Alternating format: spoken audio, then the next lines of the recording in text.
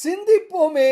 1841 my ஏற்கும் வஞ்சத்தில் வாழ்கின்ற தீயேன்.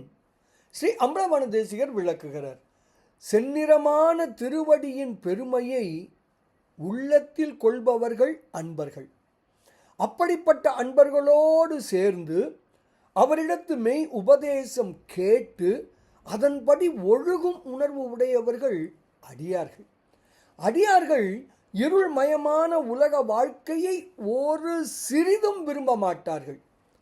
ஆனால் இந்த அடியேன் அந்த அடியார்கள் விரும்பாத இருள்மயமான வஞ்ச உலக வாழ்க்கையே பெரிது என மதிக்கும் அற்பன். உலக வாழ்வை மதிக்கும் மக்களோடு திரியும் கடையேன் நான்.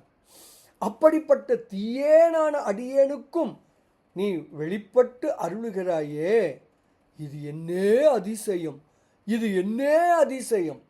இப்படியாக உலக வாழ்வு இருள் மயமானது என்று விளக்குகிறார் ஸ்ரீ அம்பலவாண தேசிகர். பாடலை காணலாமே.